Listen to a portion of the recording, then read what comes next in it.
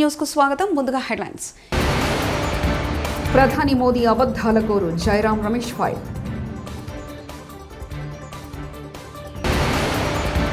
ఉచిత బస్సు కేవలం ప్రయాణం కాదు, నారా లోకేష్.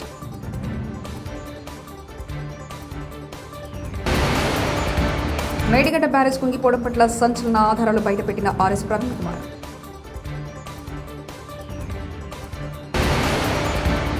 మహిళలను మోసం చేయడం సూపర్ హిట్టా వరదు కళ్యాణ్.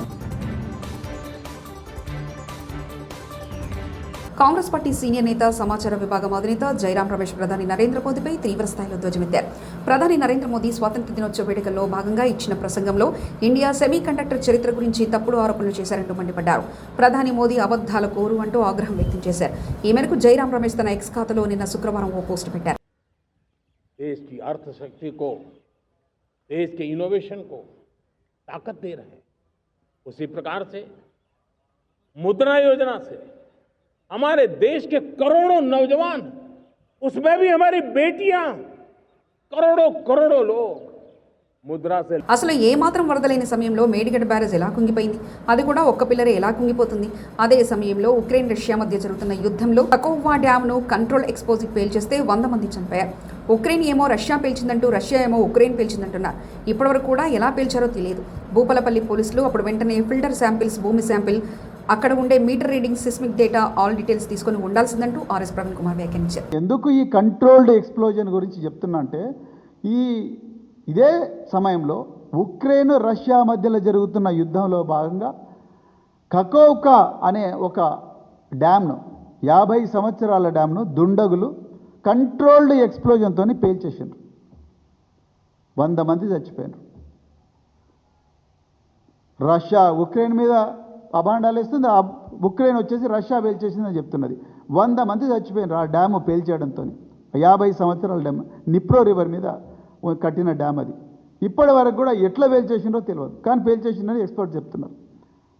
నిజానికి మహదేవ్పూర్ పోలీసులు కానీ, లేకపోతే భూపాలపల్లి పోలీసులు కానీ వెంటనే చేసిండాల్సిన తర్వాత అయినా ఆ పిల్లర్ల శాంపుల్స్, అక్కడ ఉండే భూమి శాంపుల్, అక్కడ మీటర్ రీడింగ్స్, డ్యాంలో ఉండే రకరకాల 79వ స్వాతంత్ర దినోత్సవ సందర్భంగా ఆంధ్రప్రదేశ్ మహిళల కోసం కూటమి ప్రభుత్వం శ్రీశక్తి పథకాన్ని కానుకగా ప్రకటించింది. సూపర్ సిక్స్ పథకాల్లో ఒకటైన ఈ పథకాన్ని ప్రారంభించడం గర్వంగా ఉందని మంత్రి నారా లోకేష్ సామాజిక మాధ్యమంగా ఎక్స్ వేదికగా ట్వీట్ చేశారు. కోసం ప్రత్యేకంగా ఒక విశ్వవిద్యాలయం కూడా ఏర్పాటు చేసింది అన్న ఎన్టీఆర్. మహిళల్ని అన్ని రంగాల్లో ప్రోత్సహించింది మన నాయకుడు చంద్రబాబు నాయుడు గారు.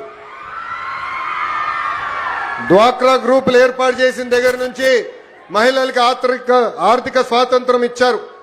విద్య, ఉద్యోగాలు, రాజకీయాల్లో మహిళలకి 33% రిజర్వేషన్ ఇచ్చారు. ఏకంగా మహిళల పేరుతోనే ఇళ్ల పట్టాలు కూడా అందించారు. అంతేకాదు, ఏకంగా ప్రతిభా భారతి గారిని అసెంబ్లీకి తొలి స్పీకర్, మహిళా స్పీకర్ కూడా చేసింది చంద్రబాబు నాయుడు గారు. మనం తిరుగుతున్న ఆర్టీసీ బస్సుల్లో కూడా మహిళల్ని కండక్టర్గా నియమించింది కూడా చంద్రబాబు నాయుడు గారే. స్త్రీ శక్తికి ఎదురులేడు. నేను విద్యాశాఖ మంత్రి అయిన తర్వాత షైనింగ్ స్టార్స్ అనే కార్యక్రమం పెట్టా.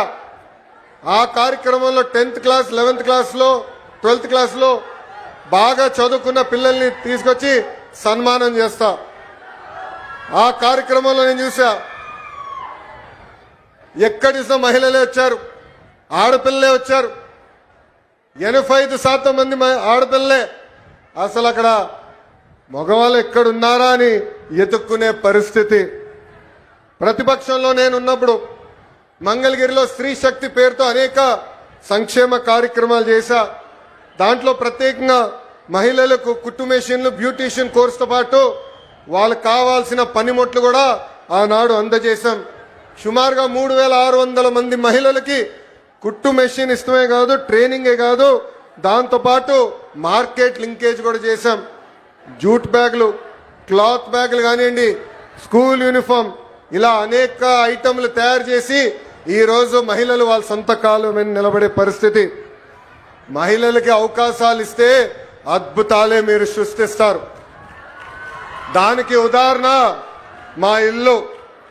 1992లో ఆర్థికంగా సొంత కాల్పై నిలబడాలని ఆనాడు గౌరవ ముఖ్యమంత్రి చంద్రబాబు నాయుడు గారు హెరిటేజ్ అనే సంస్థ ప్రారంభించారు. కరెక్ట్గా 2 సంవత్సరాల తర్వాత మీ దయ వల్ల ఆయన ఫైనాన్స్ రెవెన్యూ మంత్రి అయ్యారు. ఇప్పుడు కంపెనీ ఎవరో చూడాలని అమ్మకి చెప్పారు, కంపెనీకి ఒకసారి వెళ్ళి నువ్వు చూసుకోవాలని. మా అమ్మ ఎప్పుడు కంపెనీకి వెళ్ళా, కంపెనీ ఎలా రివ్యూ చేయాలో తెలియదు. ఆయన బలవంతం చేశారు. కారు వేసుకుని కంపెనీ దగ్గరికి వెళ్ళేది, ఆఫీస్ దగ్గరికి పైకి కూడా వెళ్ళేది కాదు. కింద నుంచే ఫోన్ చేసి పెద్దానికి నేను పైకి వెళ్ళలేను, నేను ఇక్కడ ఏం జరుగుతుందో నాకు తెలియదు అన్నారు. అలాంటిది ఈరోజు మా తల్లిని చూడండి, 5,000 కోట్ల విలువైన కంపెనీ ఆమె స్వయంగా నడిపిస్తుంది. అంతేకాదు అన్న ఎన్టీఆర్ పేరుతో ఎన్టీఆర్ ట్రస్ట్ అని ఆనాడు బాబు గారు స్థాపిస్తే ఈరోజు అద్భుతంగా మా తల్లి ముందలు తీసుకెళ్తుంది. తలసీమియా పేషెంట్స్ కి ప్రత్యేకంగా గౌరవ ఉప ముఖ్యమంత్రి పవన్ అన్న ఆనాడు 50 లక్షల రూపాయలు కూడా మనకి అందజేస్తాం జరిగింది. బ్రహ్మణి గురించి కూడా నేను చెప్పాలి కదా 2 మాటలు. మెదక్ జిల్లాలోని ప్రసిద్ధ పుణ్యక్షేత్రం ఏడుపాయల వనదుర్గ ఆలయం 3వ రోజు జలదిగ్బంధంలో ఉంది. దీంతో రాజగోపురంలో అమ్మవారి ఉత్సవ విగ్రహాన్ని ఏర్పాటు చేశారు. అభిషేకం, విశేష అలంకరణ చేసి భక్తులకు దర్శనం కల్పించారు. సింగూరులోని నక్కవాగు నుంచి వనదుర్గ ఆనకట్టకు 25,000 క్యూసెక్ల వరద నీరు రావడంతో వనదుర్గ ఆనకట్ట పొంగిపొర్లుతుంది. ఈ క్రమంలో గర్భగుడి ముందు ఉన్న నదీపాయ రాజగోపురం నుంచి ఉధృతంగా ప్రవహిస్తుంది.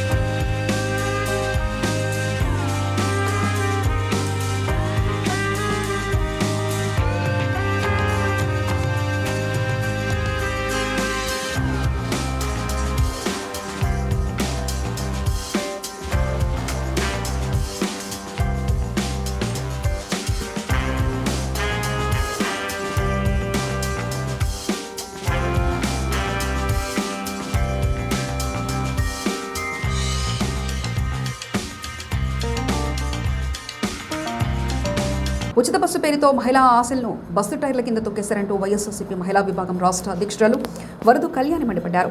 శనివారం మీడియా సమావేశంలో మాట్లాడుతూ ఉచిత బస్సు ప్రయాణం పేరుతో మహిళలను మోసం చేశారంటూ చంద్రబాబు సర్కార్ని నిలదీశారు. దుర్గమ్మ పాదాల చెంత చంద్రబాబు, పవన్ కళ్యాణ్, లోకేష్ మహిళలను మోసం చేశారంటూ ఆమె ఆగ్రహం వ్యక్తం చేశారు. 16 రకాల బస్సులుంటే కేవలం 5 రకాల బస్సుల్లో ఉచిత ప్రయాణానికి అనుమతి ఇచ్చారు. ఎన్నికల ముందు రాష్ట్ర వ్యాప్తంగా అన్ని బస్సుల్లో ప్రయాణం చేయొచ్చంటూ హామీ ఇచ్చారు. శ్రావణ శుక్రవారం రోజున మహిళలను చీటింగ్ చేశారు. మహిళలను మోసం చేయడం సూపర్ హిట్నా? చీఫ్ మినిస్టర్ అంటే చంద్రబాబు చీటింగ్ మాస్టర్గా మారారు. కూటమి ప్రభుత్వం అంటే కోతల ప్రభుత్వంగా మారిందని వరదు కళ్యాణి దుయ్యబడ్డారు. ఎక్కడ నుంచి ఎక్కడికైనా ఉచితంగా మహిళలు ప్రయాణం చేయొచ్చు అని మీరు చెప్పారా లేదా? ఇంత పచ్చి అబద్ధాలు ఇప్పుడు మళ్ళీ చెప్పి మహిళల్ని మోసం చేస్తూ ఉండడం నిజంగా చాలా దారుణమైన విషయం. అలాగే తీసుకుంటే ఇప్పుడున్న మంత్రులు, ఎమ్మెల్యేలు, ఎంపీలు, అలాగే ఎమ్మెల్సీలు ఇలాంటి కిరీటాలన్నీ పెట్టుకున్న వాళ్ళు ఒక్కసారి మీ మేనిఫెస్టో చూడండి. మీరు గతంలో ఎన్నికల సమయంలో మీరందరూ మేనిఫెస్టోలో ప్రజలకు ఏం చూపించారు? ఈరోజు మీరు చేసింది ఏంటి? ఎంత దారుణమా? అసలు ఏం చెప్పారు? ఎన్నికల టైంలో ఎక్కడి నుంచి ఎక్కడికైనా బస్సు ప్రయాణం ఉచితం అని చెప్పారు. ఇప్పుడు తీసుకుంటే 16 రకాల బస్సులుంటే కేవలం 5 రకాల బస్సుల్లోనే ఉచితం అంట. మిగతా 11 రకాల బస్సుల్లో ఉచితం లేదంట. అలాగే ఎంత ఘోరంగా అంటే అప్పుడేమో రాష్ట్రమంతా ఉచిత బస్సు ప్రయాణం అని చెప్పిన వాళ్ళు ఇప్పుడు తూచ్ అలాంటిది ఏం లేదు, కొన్ని బస్సులకే ఉచిత ప్రయాణం అని చెప్తూ ఉన్నారు. అలాగే వీళ్ళు ఒకసారి చెప్తారు, 6,700 బస్సుల్లో ఉచిత ప్రయాణం అని చెప్తారు, ఇంకొకసారి చెప్తారు 8,300 బస్సుల్లో చెప్తూ ఉంటారు. అంటే వీళ్ళ మాటల్లోనే అర్థమవుతుంది కదా వీళ్ళు చేస్తున్న దగా మోసం ఏ విధంగా చేస్తూ ఉన్నారు అనేది. అలాగే తీసుకుంటే జిల్లాల పరిధిలో తిరిగే బస్సుల్లో 90% బస్సులు వీళ్ళు ఈ ఉచిత బస్సు ప్రయాణం ఇచ్చారు. అంటే ఎంత దారుణంగా మహిళల్ని మోసం చేశారో అర్థం చేసుకోవచ్చు. శ్రావణ శుక్రవారం పూట ఈ విధంగా మోసం దగా చేయడం ఎంతవరకు సమంజసమని చంద్రబాబు నాయుడు గారిని, పవన్ కళ్యాణ్ గారిని, లోకేష్ గారిని, కూటమి ప్రభుత్వంలో పెద్దలందరినీ నేను అడుగుతూ ఉన్నాను. ఈ సొంపుకి ఈ ఉచిత బస్సు ప్రయాణానికి శ్రీ శక్తి అని ఒక గొప్ప పేరు పెట్టారు. తీసుకుంటే మీరు అమలు చేస్తుంది మాత్రం శ్రీ శక్తి కాదు, శ్రీకి వంచన అని అర్థమైంది. అలాగే శ్రీ శక్తి కాదు, శ్రీకి వెన్నుపోటు అనే విషయం ఈ రాష్ట్ర ప్రజలకి నిన్న అర్థమైంది. అలాగే తీసుకుంటే ఉచిత బస్సు ప్రయాణం అనేది ఉచిత బోగస్ ప్రయాణంగా మీరు మార్చేయడం జరిగింది. అసలు మళ్ళీ చెప్తూ ఉన్నారు నిన్న సూపర్ 6 అంట, సూపర్ హిట్ అంట, కానీ అది సూపర్ హిట్లు కాదు, సూపర్ చీట్ అనేసి ఈ రాష్ట్ర చంద్రబాబు రాసిచ్చిన స్క్రిప్ట్ రేవంత్ రెడ్డి చదువుతున్నాడు. చంద్రబాబు చేస్తున్న బనకచెర్ల కుట్రకు మద్దతుగా రేవంత్ రెడ్డి ప్రసంగం ఉంది. గోదావరి ట్రిబ్యునల్లో నీళ్ల వాటా తేల్చేంత వరకు బనకచెర్ల కట్టడానికి వీల్లేదంటూ జగదీష్ రెడ్డి వ్యాఖ్యానించారు. బనకచెర్ల కట్టి తీరుతామని, బనకచెర్లలో ఏదో వృధా జలాలు, సముద్రం పోయే జలాలు మా మీద చెల్లిపోతున్నాయి, మేము వరదలు భరితంగా నీళ్లు వాడుకోమా అని చెప్పేసి మాట్లాడుతున్నాడు చంద్రబాబు నాయుడు. రేవంత్ రెడ్డి మాత్రం ఆ విషయాన్ని వదిలిపెట్టి మళ్ళీ కాళేశ్వరం లేనే లేదు అని ఏదైతే చెప్పిండో ఇది కేవలం బనకచెర్ల కొరకే. చంద్రబాబు నాయుడు ఉపన్యాసానికి మద్దతుగానే రేవంత్ రెడ్డి గారు మాట్లాడారు తెలంగాణ ముఖ్యమంత్రిగా. 2 వేరు ఉపన్యాసాలు కావు, ఒకటి పోటీ ఉపన్యాసాలు కావు. చంద్రబాబు మాట్లాడిన దానికి సపోర్ట్గానే రేవంత్ రెడ్డి మాట్లాడాడు. లేనే లేదు కాళేశ్వరం అని మాట్లాడడం అంటేనే చంద్రబాబుకు వంత పలకడము. దీనికి వేరే ఇంకేందో సాక్ష్యాలు, ఇంకేందో వేరేది లేదు. కాళేశ్వరం ఉన్నది, కాళేశ్వరం నుంచి సంవత్సరానికి 240 టీఎంసీల పైగా నీళ్లను వాడుతున్నామని చెప్పాలి. ఇది చెప్పకపోతే బనకచెర్లకు అనుమతి ఇచ్చినట్టే, తెలంగాణకు ద్రోహం చేసినట్టే, అందులో ఏం సందేహం లేదు. సరే, నిన్న ఉత్తమ్ కుమార్ రెడ్డి ఇంకొక మాట మాట్లాడాడు. ఏదో దేవాదుల నీళ్ళు ఏదో తెస్తా మీకు అని చెప్పేసి మాట్లాడింది తుంగతుర్తికి. అంటే దీంతోనే వీళ్ళకి అర్థమైంది, ప్రజలకు అర్థమైంది, మీరు ఇన్ని రోజులు ఎస్ఆర్ఎస్ నుంచి తెస్తున్నాం నీళ్ళు అని చెప్పిన మాట ఏదైతే ఉందో అది అబద్ధం. గత 4 సంవత్సరాలు సూర్యాపేట తాలూకా, సూర్యాపేట జిల్లా రైతాంగం కావచ్చు, వరంగల్ జిల్లాలోని మిగతా ప్రాంతాల రైతాంగం కావచ్చు, వాడిని మొత్తం కూడా కాళేశ్వరం. ప్రధాని మోదీ అబద్ధాల కోరు, జయరాం రమేష్ ఫైర్.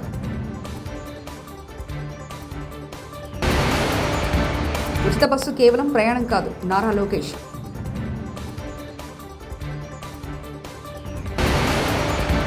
మేడిగడ్డ బ్యారేజ్ కుంగిపోవడం పట్ల సంచలన ఆధారాలు బయటపెట్టిన ఆర్ఎస్ ప్రవీణ్ కుమార్.